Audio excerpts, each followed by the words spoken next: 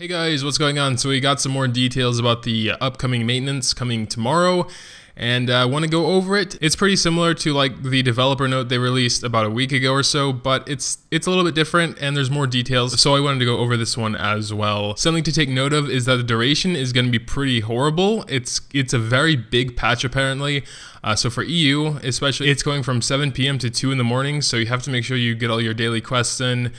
For Asia server, they shouldn't have a problem since it starts after reset. They could even do a loot boost if they want to, and it's actually the same for the American server, so it'll start and end. I mean, they're missing pretty much the entire, like, normal playtime, I guess, from 1 p.m. to 8 p.m., but they're not at risk of losing any daily quests because it'll end before server reset and it'll start after server reset. So just for those in EU, make sure to get all your daily stuff done before 7. So moving on to the update, we have more costumes. I think I will probably take a look at them again, but I'll probably try not to say anything about them because I know on my last video, everyone was like, that's disrespectful what you said about Frey or something like that. I didn't even realize the world costumes meant that there are costumes from different parts of the world. I should have realized that, but I kind of just thought it was like some kind of like vague sort of term in that sense. That was just dumb of me on my part because like Leo's costume had a German name, so I should have connected the puzzle pieces. My apologies if I offended anyone with my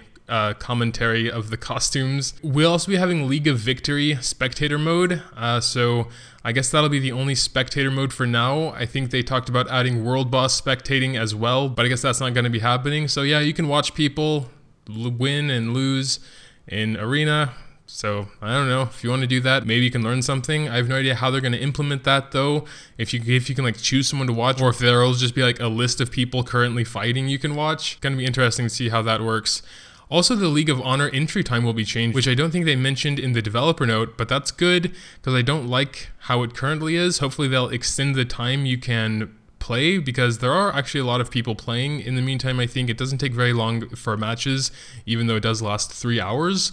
And like there's matches like happening instantaneously, at least here in EU. So I think they could afford to expand it to maybe 6 hours total. So, you know, people could play when they actually want to. And of course we have the Hero Transcendence perk revamps. One of the biggest things coming in this patch, Transcendence points will be introduced, which will enable you to invest points to learn perks. They also say some Transcendence perks will be changed along with the revamp, and all current Transcendence perks will be reset during the maintenance. Okay, I don't think they mentioned that, but that's good. So it'll save a lot of gold if you have like 10, 15 heroes that are like T2 to T5 or whatever. You would have to reset all their perks in case you wanted to change things with all these changes that are coming. So I think that's quite nice. And of course, the next big thing is balance revamps and adjustments. They also say the arena sudden death system will be adjusted, and there will be a balance patch for heroes overall, and a ton of heroes are getting changed. An insane amount of heroes. You would think it's actually all heroes, but it's not. For knights, we're missing Mora and Philop. For warriors, we're missing Priscilla and Castle, but they are changing every single assassin. These are all the assassins in the game. Yana and Celine from the Archer section are not getting changed. Only Miruru from the Mechanic class is not getting changed. Only Artemia from the Wizards isn't getting changed. And Frey and Kaula from the Priest section aren't getting changed.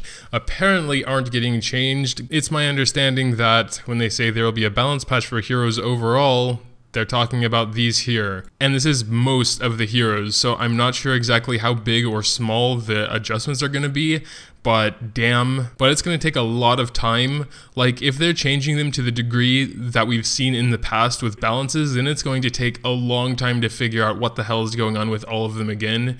What I'll probably do when they release all the information is I'll go over one class at a time, just trying to get a grasp on it and do it like that. But if they're just small changes like, you know, 5% more attack or 10% less HP or something like that, then, you know, it probably won't be too big of a deal. But if they're changing like the mechanics of their skills and what they're doing and how they are performing and where and even changing where they might shine or where they might not shine anymore, that's going to be pretty crazy for like a solid week until we realize what's going on again.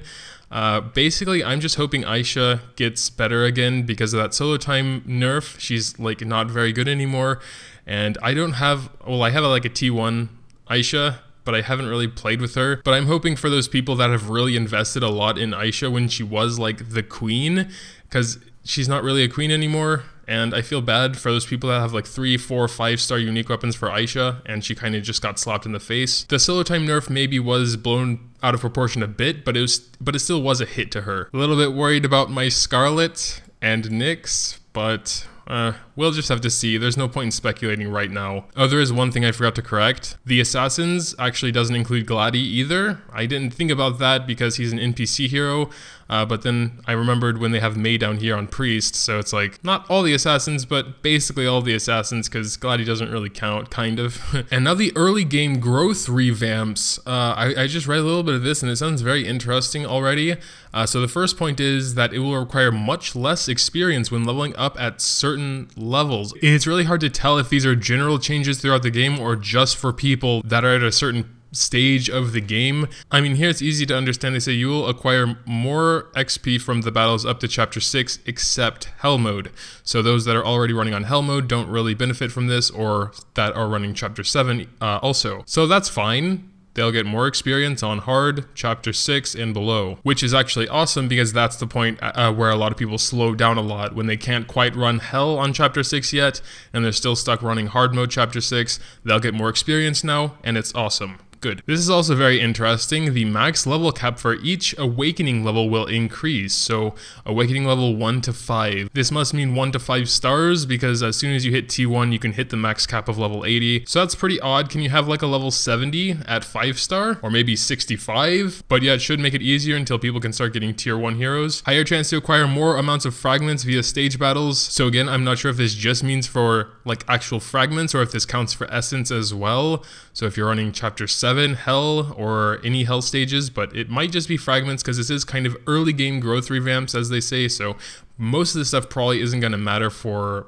mid to late game players. Also, stage clearance rewards are getting changed.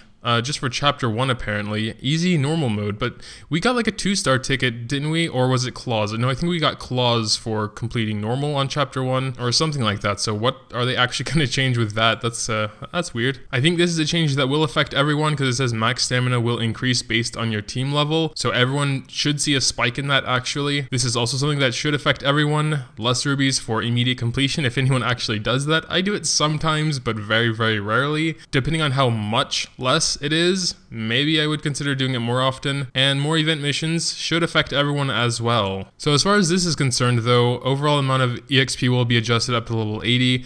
I think this should actually affect everyone, so it would be interesting to see how many deluxe potions it takes to get someone from level 1 to level 80 or whatever, compared to what it was before. Just in case, if you're planning on raising one to level 80 using your deluxe potions or whatever, just wait until the maintenance drops. Maybe you'll save some. Here we have more revamps and adjustments. Chapter 6 and Chapter 7 Upper Dungeon difficulty adjustment. Hopefully they're making them easier for the newer game players, because chapter 6 is like where you can really start reeling in the fragments, start doing loot boosters, and so the sooner you can do that, the faster you'll progress overall, and that would be good. Resolution revamp, I think like some people on iPhone 10s or something have like some black bars or something, so that's getting reworked. Some rune stuff doesn't seem too important, but it'll be easier to unequip, equip them. Safer perhaps as well with the conformation. And a strange little special shop rework where instead of you just getting the item, you will now get a box that contains the item you bought. I have no idea why they would do that, but maybe it's if you want to open it later for any special reason, if you just want to hold on to it for a while.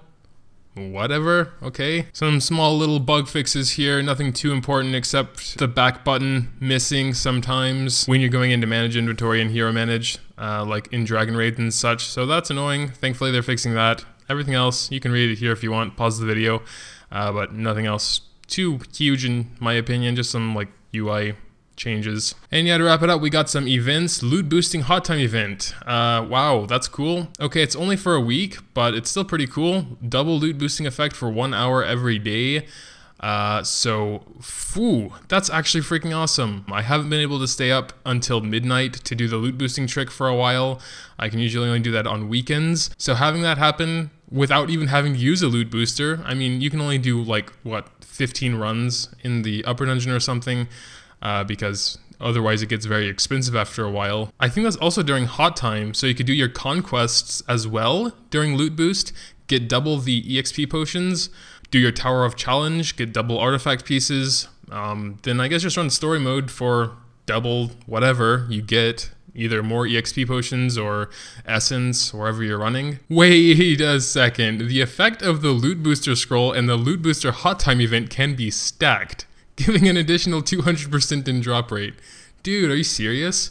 Wow. So if you drop a loot booster, whoa, that's pretty crazy. I would have to do a little bit of math later to see what exactly would be worth it, but I guess that wouldn't double the loot booster effect, so instead of getting like 60 fragments per run, you'd get 45, I assume, coming up to about 900 fragments in 20 runs if you were to pop your own loot booster during the loot booster hot time, sort of. I don't know, I'll have to think about it a bit. We'll also be getting double entries for the stockade. That's pretty cool. Just nothing really else to say about that. Double stockade entries for a week. And the New Year's firework event is coming to an end. It was kind of a subpar event, I'm not gonna lie. It was a little bit underwhelming, but you know, it was cool. Hopefully we get a more exciting, maybe more grindy event. I have found myself not using very much stamina the past few weeks because there just hasn't been a reason to. So hopefully they give us another grindy event. I actually liked those, like the Halloween event, even the Thanksgiving event to a certain extent. Not really, but the Christmas event was also nice. Let's see what they bring us. But yeah, that's pretty much it for the updated patch note. Make sure to tell me what you think about it in the comments down below. Leaving a like would also be greatly appreciated if you did happen to enjoy. Thanks, as always, for watching, and until next time.